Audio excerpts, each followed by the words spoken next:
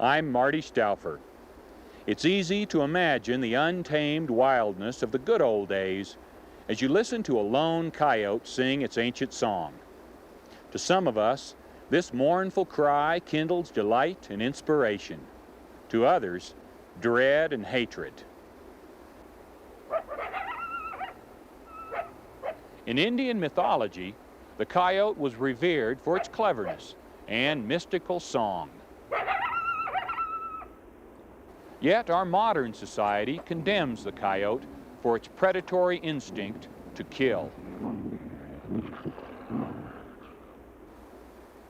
Regardless of our mixed emotions, this wild canine has proven itself to be one of the most intelligent and successful of all animals on Earth.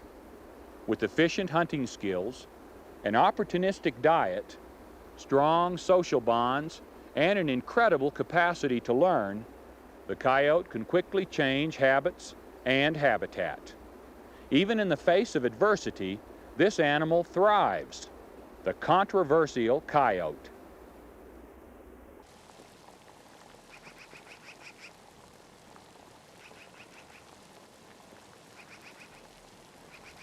As early pioneers carved a niche in the American landscape, most large predators lost their native habitats, with one exception, the coyote.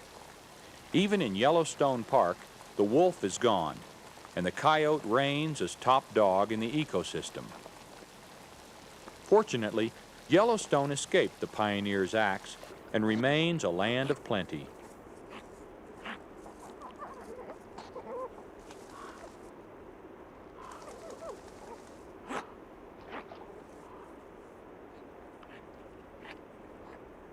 For the otter, there's always an abundance of food. And where there's food, this clever canine is not far away.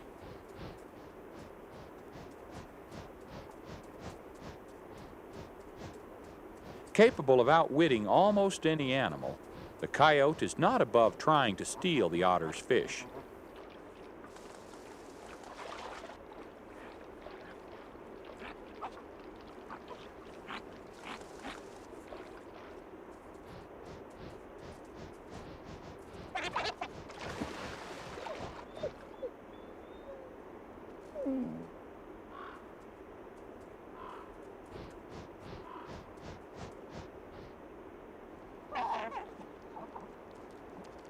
The otter delights in tempting the coyote with its catch of the day.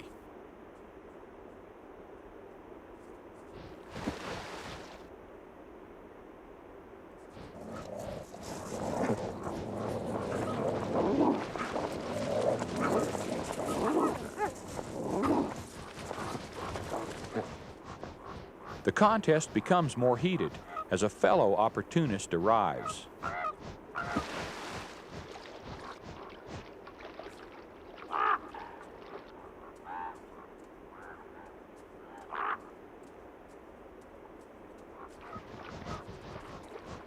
Crow Indians called it the trickster.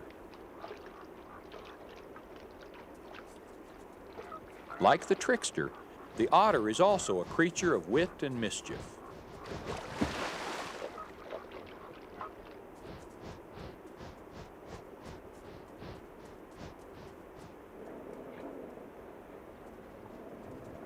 But suddenly, the otter has more trouble than it bargained for.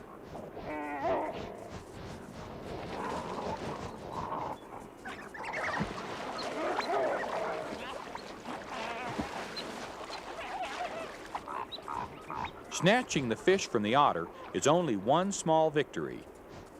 To win the battle, he must keep it from the other coyotes.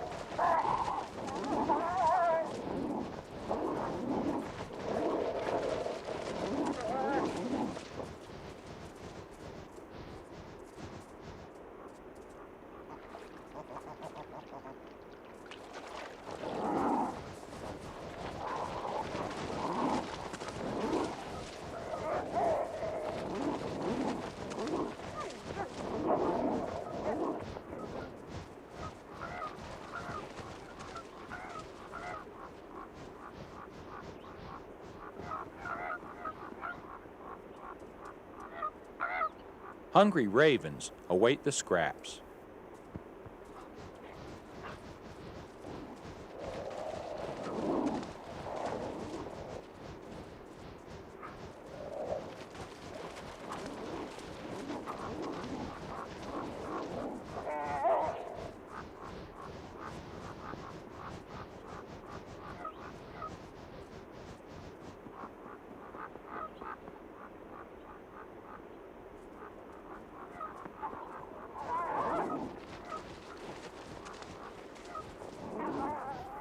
In the end, dominance, not chance, dictates which contender claims the prize. Watching this drama, I understand better how these wily predators have survived against all odds. Yet, intelligence does not always guarantee success. Flexibility in diet and habitat are two key factors in the struggle to survive. Animals that are quick to adapt, such as the raven and coyote, are much less vulnerable once the balance of nature is altered. It also helps to have friends in the right places. Coyotes often gaze skyward. Spiraling ravens can lead to carrion or easy prey. As keen as a coyote's sense of smell is, it's not nearly as keen as a raven's eyesight. In turn, the ravens get leftovers from the coyote's kill. Their relationship is symbiotic, meaning that each benefits from the other.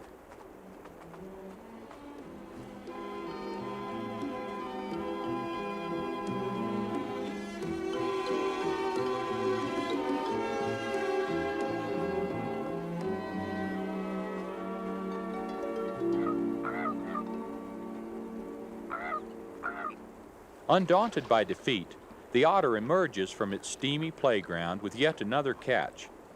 This resourceful carnivore is no less a predator than the coyote. And predation may well be the strongest link in the chain of life.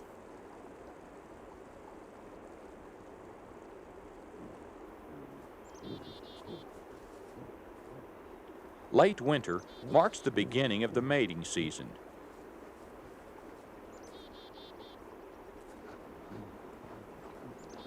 To signal the male that she is reproductively ready, the female paws and bites at his flanks, enticing him to mate.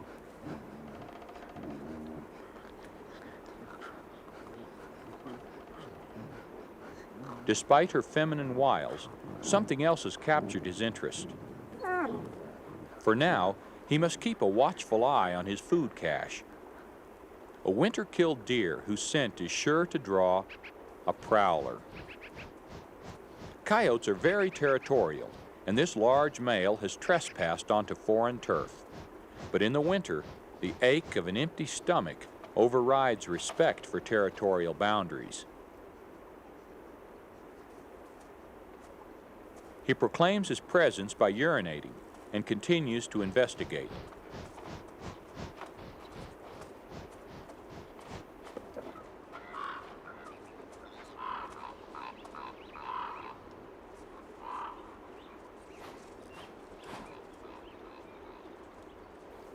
This pair is not about to surrender the carcass.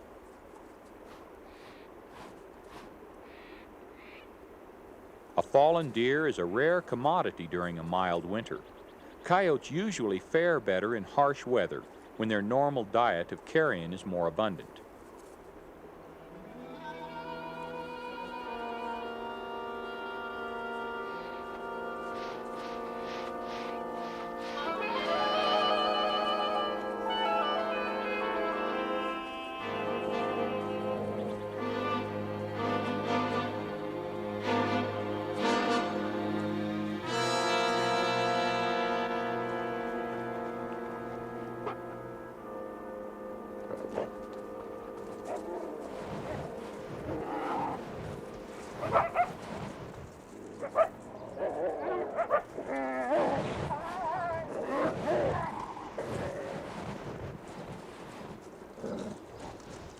The resident male stays close by the female. His possessiveness demonstrates the devotion coyotes show toward their mates.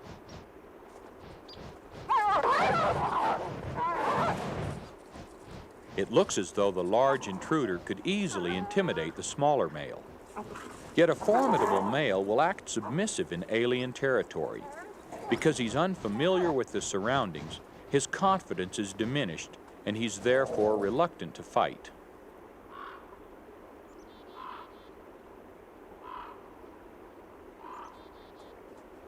With ownership of the carcass established, the pair returns to the business of courtship. Months of intimate friendship prior to mating help strengthen the pair bond. This loyalty is rarely challenged by other coyotes.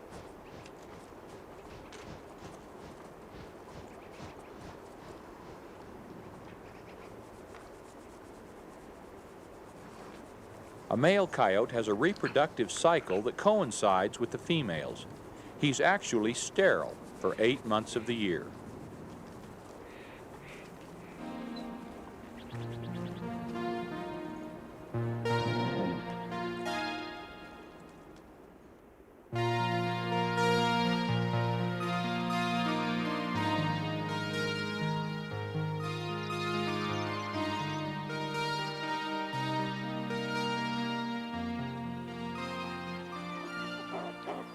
The pups are born in late April or May. By 3 weeks of age, they begin to investigate their surroundings with ever-growing curiosity and coordination.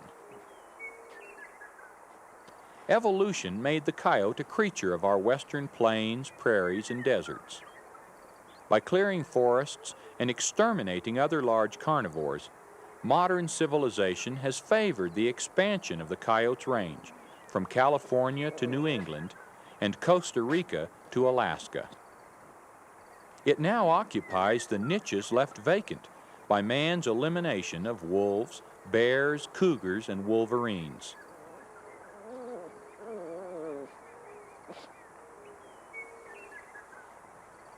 The protective mother constantly studies the breeze for any message of approaching danger.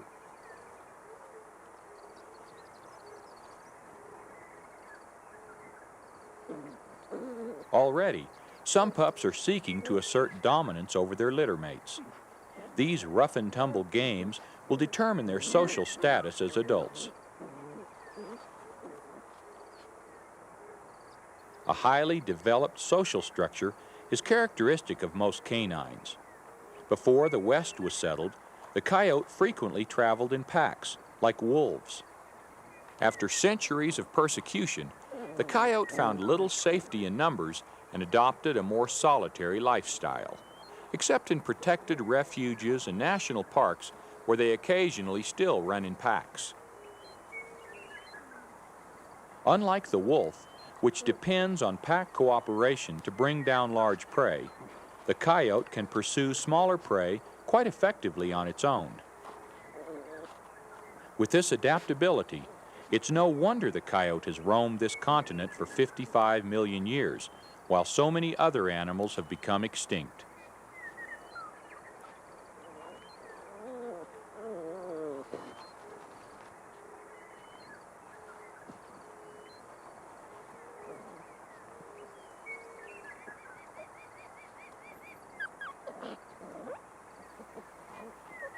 Ancient records show that the first American natives held this song dog in high regard.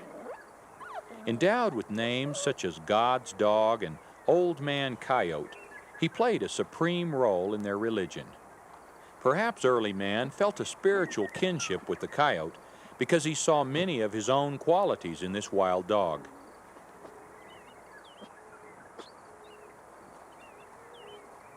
Coyotes have not fared as well with modern man. This female has much to teach her pups about a world filled with predator hatred. And learning always has a price. These pups learned the hardest way of all. They were killed in their den, victims of a controversial predator control program.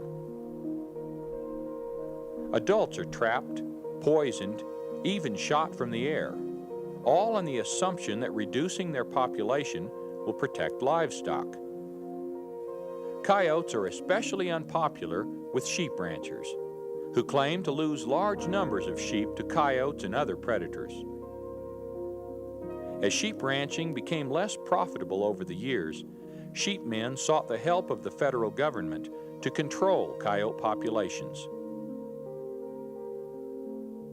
Certainly the most deadly and the least specific method was the use of compound 1080 and strychnine, inserted into meatballs and scattered across public and private rangelands.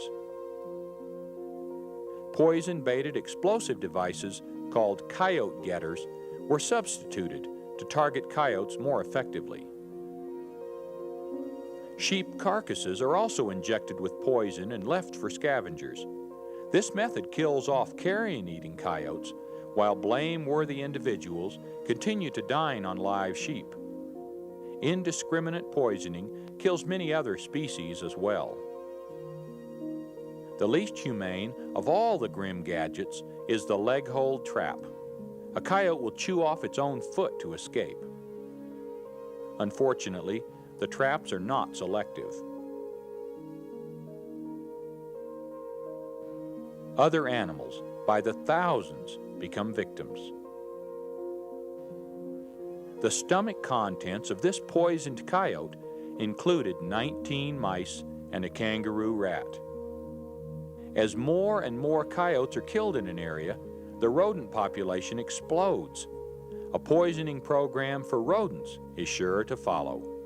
This creates more government jobs, but leaves a trail of poison that endangers wildlife and humans alike. A non-lethal, environmentally sound tradition which saves thousands of sheep in Europe is livestock guard dogs. They reduce predation and provide an alternative to lethal methods. These dogs may look sheepish, but coyotes stay away and return to the important task of keeping the rodent population in check.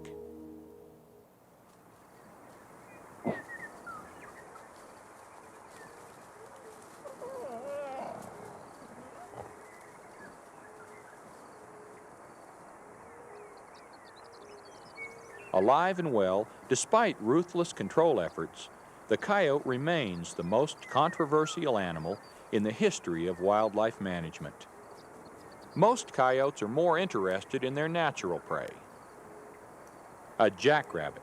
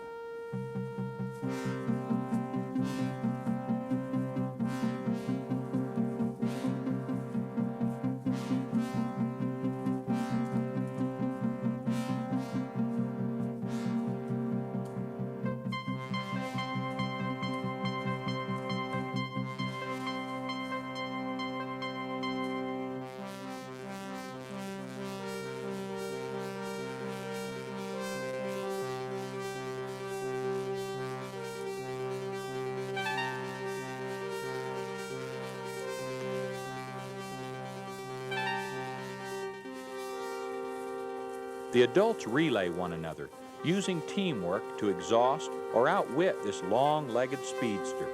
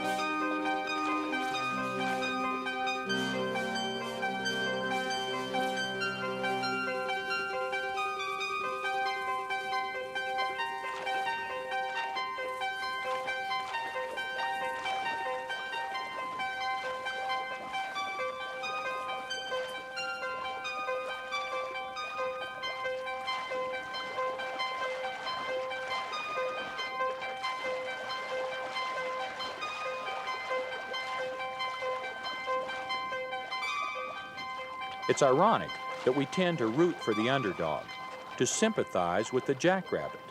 As predators ourselves, we should be able to identify more with the coyotes.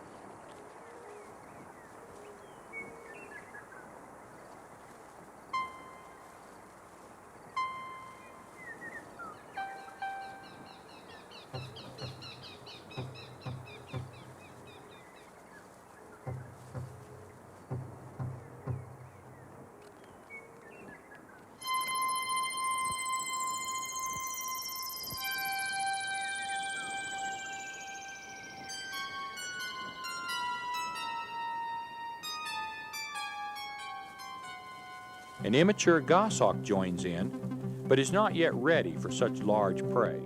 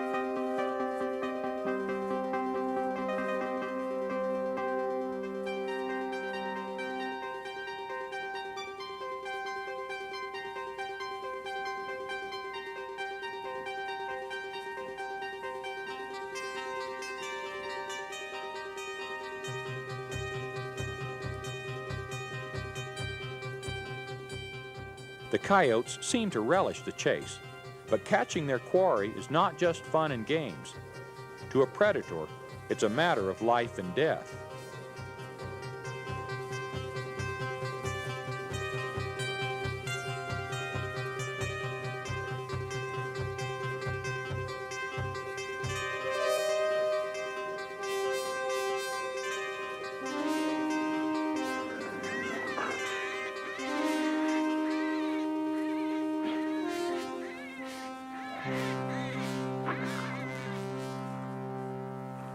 Many people believe the coyote's role is that of villain, but nature does not distinguish between villains and victims, only between the successful and the unsuccessful. In a world where survival of the fittest is supreme law, this arch predator will probably outlive most other creatures.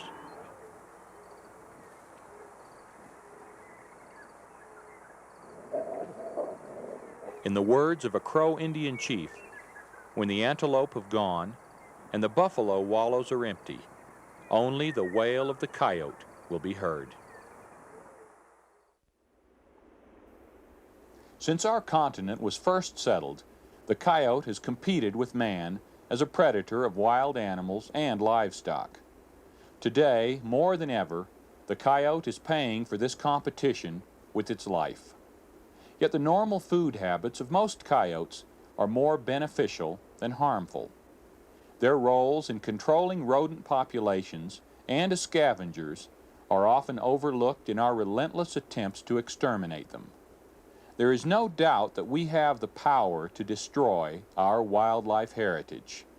The question is, do we have the wisdom to preserve it? Are we clever enough to end this war so that both sides can prosper? Certainly we can find a way to make peace with the controversial coyote. I'm Marty Stauffer. Until next time, enjoy our wild America.